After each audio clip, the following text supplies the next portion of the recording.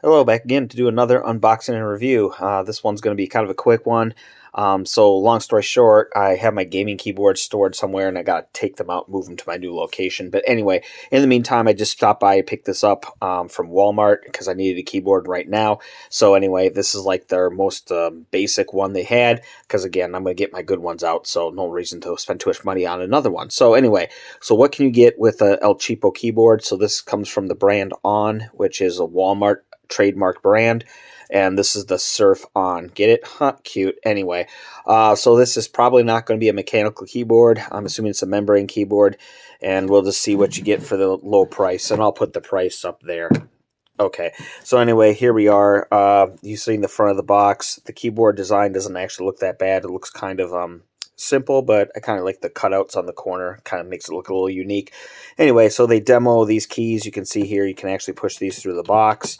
So they don't feel bad. Not mechanical keyboard, but again, I'm not expecting that for the price. Let's just go ahead and flip on the back here to show you what they say about it. So they have some built-in shortcuts. Talk about it being essentially a plug-and-play type deal. It is a full-size keyboard with a numpad. That's good. Anyway, low-profile keys. Again, 104 keys. And then there's some of the specs. So you can read those for yourself. All right, so, and there's some customer service, and then you can see it's Walmart Inc. trademark. So distributed from Arizona, but of course it's made in China, much like most things you'd get from there. So anyway, all right. Oh, and you're supposed to recycle the box when you're done. So anyway, again, overall impressions of the packaging, not bad. I do like the picture. Oh, maybe scale picture of the item on the outside of the box. That's not bad. And the orange does catch your eye. And by the way, this is a wired keyboard, if I didn't already say that. All right, let's open up and see what we get. All right, so it was secured with these two little tabs that fold out, so at least it is sealed somewhat. And all right, so there we go. So yes, it looks very much like it did on the picture on the outside. Got a little spacer, probably for the cable. I was correct. USB A, of course, or whatever. Primary USB. All right. There it is.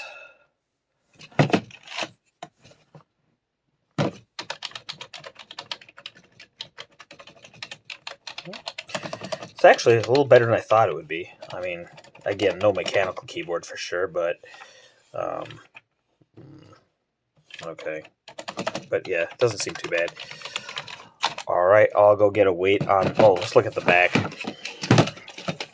Okay, focus. So you get your own serial number there. It does have little rubber shoes here. So these are rubber. So, and then the flip up legs. It's just one height level. Okay, and yeah, so, all right, I'll go get a weight on this. All right, so I went ahead and weighed it. It's 1 pound and 2.1 ounces. And just to give you an idea of the side profile, because I don't think I did that yet. So, it looks like it's almost flat. And you can, of course, use the legs to prop it up at an angle. But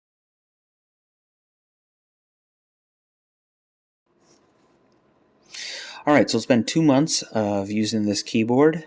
I intentionally did not clean it prior to filming this part of the review, just to show you what you can expect as far as dust on a black keyboard. So I do clean my hands whenever I come in from the outside, so this is not me having grimy hands, but rather just dust that accumulates indoors.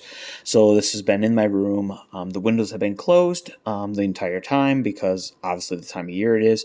So yeah, so this is just really, I guess, indoor room dust. It might be a little bit more since I have my PC tower right over that way, and it does have a lot of fans on it, so maybe that's pulling a little more dust across the surface. But anyway, but it's not a huge issue because let's show you here. You know, it cleans off. And that's just use my finger. Of course, I'll use a wipe to get that, one meant for electronic devices. So it should clean up pretty easily. And the keys are really flat, so it should clean up no problem. But anyway, at least that's what you can expect with the dust. Okay, now getting on to more of the keyboard itself. I do have two kind of things I'd like to point out. This first one might be a plus for some, might be a negative for others, and it has to do with the keys here. Now, they don't stick up a lot, but that isn't really it. It's actually just how easy it is to go from one key to the other. You can see here, without even lifting my finger, I can easily just slide between the keys.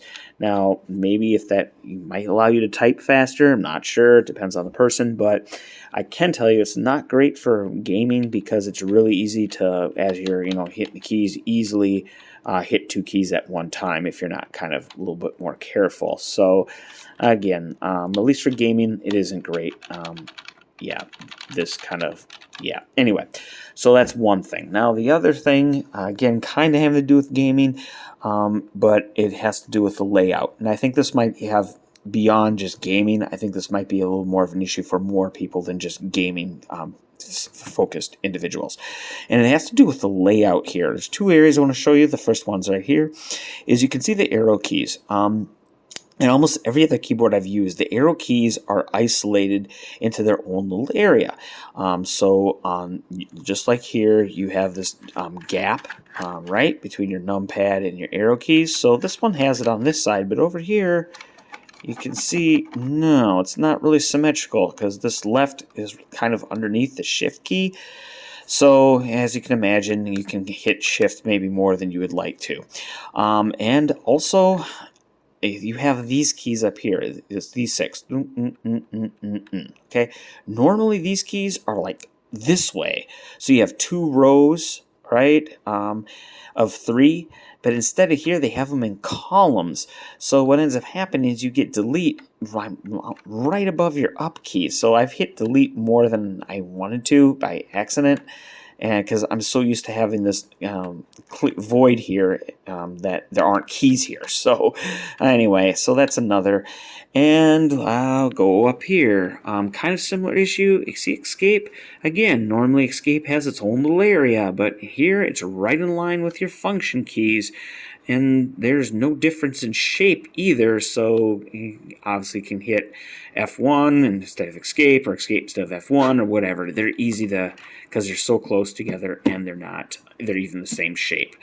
Not quite sure what the point of these. Now, I have seen on some keyboards when their space is a premium, where usually on these very small keyboards, they'll have to do things like this to get everything closer together, hence to make it smaller, right? But this is a full-size keyboard, so I don't really get why we're doing this. So anyway, all right, but other than that, it's functioned. It did tie me over until I got my other keyboards back from where they were stored, so I'm going to be switching back to those now. But anyway, for right now, I can say this did do what it needed to do, so yeah. All right, that'll be it.